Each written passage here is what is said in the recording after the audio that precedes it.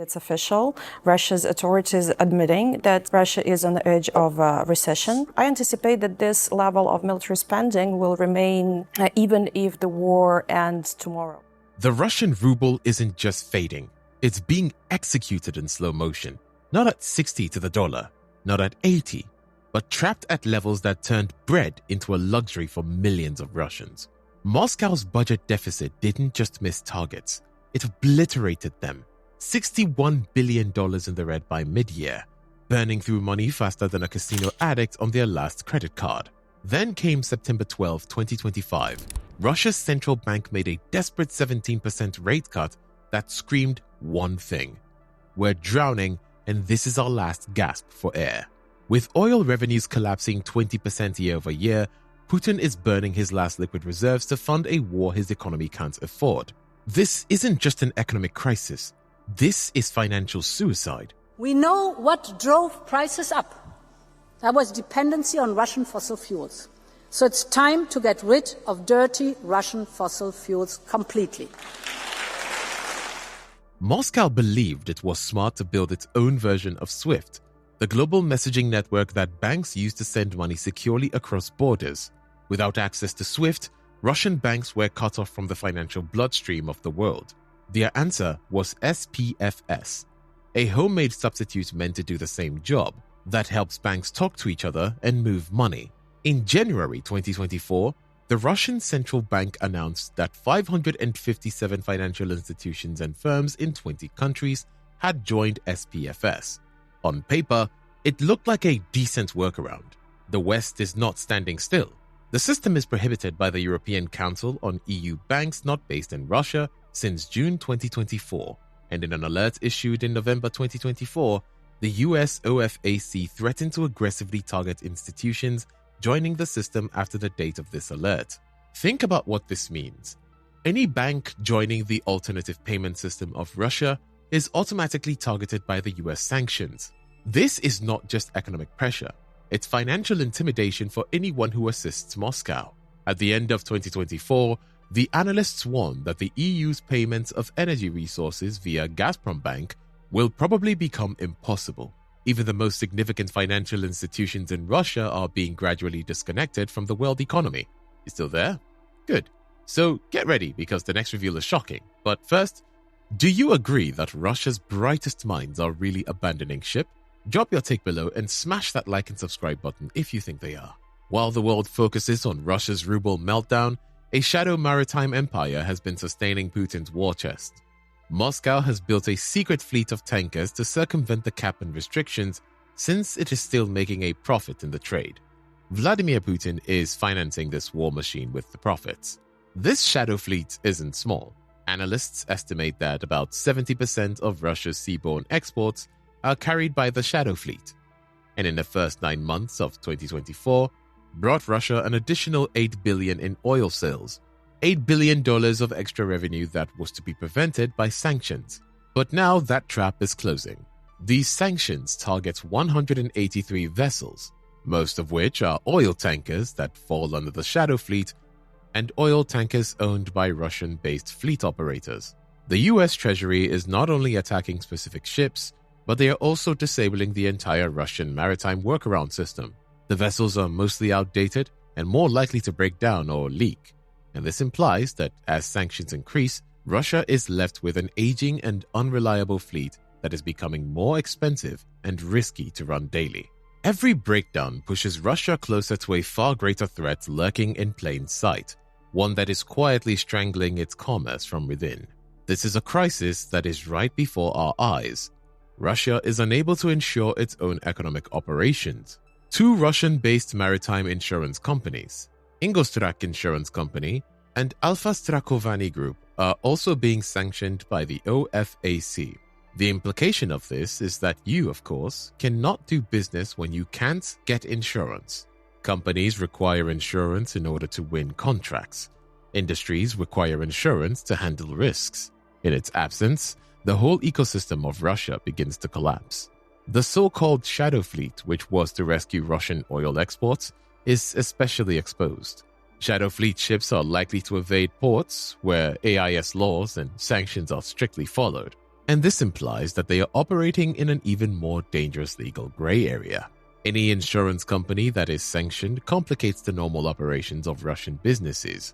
It is economic strangulation through the ordinary yet essential machinery of modern commerce, and the true weight of this crisis only becomes clear when you realize the most vital resource Russia is losing is not ships or money, but people. The economic crisis in Russia is not only about money and sanctions.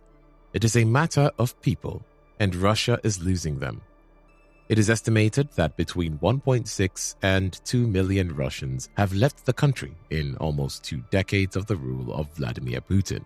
This is not just an emigration, but it is a selective loss of the most productive citizens.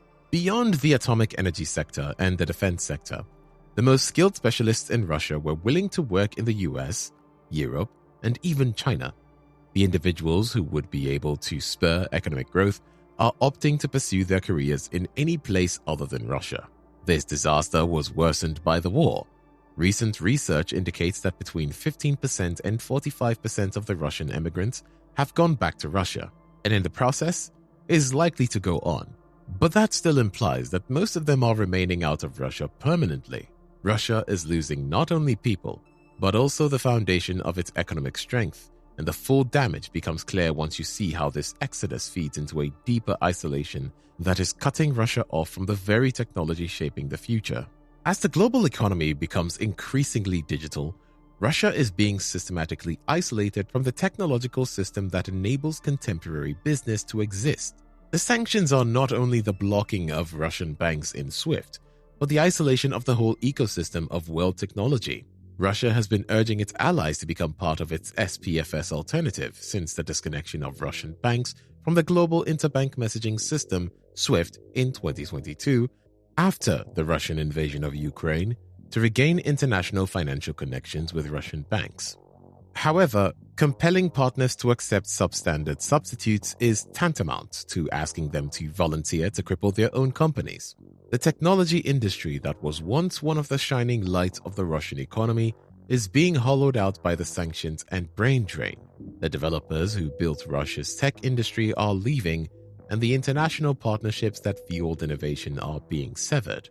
This technological seclusion is a vicious cycle, and the real blow becomes visible when you realize it sets the stage for an even harsher crisis, one tied to hundreds of billions locked away beyond Moscow's reach.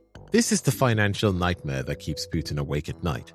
Approximately $300 billion of Russian foreign reserves are entirely frozen in Western banks, and Moscow cannot access even a single dollar of it. Some analysts estimate it to be between 300 and 330 billion, with Euroclear, a central securities depository in Belgium, handling some 200 billion of those assets. This is not just idle money. It is Russia's entire financial safety net now torn apart. These reserves were meant to be the insurance policy of the country in the event of an economic crisis, but today they are being held hostage by the same countries that Russia is fighting. The desperation is manifesting itself in unusual ways. At the end of 2024, the amount of physical gold in Russian banks dropped drastically to approximately 38 tons, or half of the amount in the fall of 2023. In 2024, Russian consumers bought 75.6 metric tons of gold, a 6% increase from the prior year, as ordinary citizens scrambled for any way to protect their wealth. Russia kept approximately half of its reserves in the nations that took the sanctioned path. And this implies that Putin literally gave his adversaries the means to kill his own economy. It is the final tactical error that continues to give the West an upper hand over Moscow. And the true cost of the mistake emerges when you see how it locks Russia into wounds that will scar its economy for decades. Even in the event that Russia somehow manages to pull out of its currency crisis tomorrow, the damage of its economic structure is already fixed. The KSE report states that the Shadow Fleet had enabled Russia to effectively bypass the cap regime, earning the country approximately $9.4 billion in extra revenue in 2024. But these temporary solutions are causing long-term weakness. The brain drain is irreversible in the short term. Central Asian migration might be underestimated in 2024 in particular, because Russia is also experiencing the growing xenophobia that will make it less appealing even to the workers of the neighboring states. The whole economic system of Russia was built on the basis of the reliable supply of raw materials to the world and a source of skilled labor. The two pillars are collapsing at the same time, and it will take decades of hard work and international collaboration, which might never materialize to restore them. The sanctions, the brain drain, the technological isolation, and the demographic collapse are all feeding a downward spiral, and the scale of Russia's vulnerability becomes even clearer once you see how its costly adventures in Africa are starting to fall apart. As Russia is spending money on its war in Ukraine, another costly foreign policy is unraveling in Africa. The Wagner Group alone lost 20 to 80 men in Mali alone, the largest loss since they were deployed. And now, Wagner is being forced to retreat after accomplishing what they euphemistically refer to as their tasks. The magnitude of these losses is astounding. In July, Tuareg rebels ambushed a group of Wagner and Malian soldiers in Tinzaltan, killing 84 Russian mercenaries and 47 Malian soldiers, including some of the most notorious Wagner operatives. It was not just a military failure, it was an extremely costly one. Russia is currently in a scramble to swap Wagner with what is known as the Afrika Corps. But this rebranding cannot conceal the underlying issue of Russia bleeding money and men with little to no results. North Africa has lost some 1,200 Syrian and Russian mercenaries, which is millions of dollars in training, equipment, and deployment expenses, all of which have gone to waste. The harsh economics of the mercenary business means Russia spends enormous sums on fighters who are increasingly being killed or driven out by local forces. Each dead Wagner agent is hundreds of thousands of dollars of wasted money, and the replacement expenses continue to run. The currency crisis in Russia is only the tip of the iceberg of an economy that is being quietly destroyed.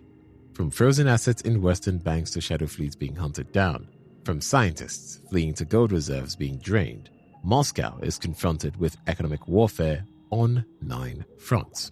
The fact that the ruble has fallen to 114 against the dollar is an indication that the war machine of Putin is running out of fuel, and all the desperate actions are only hastening the fall. This is not temporary pressure. It is a permanent economic restructuring.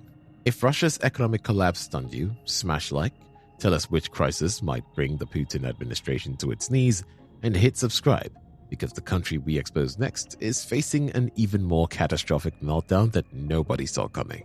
Thank you for watching, and I'll see you in the next video.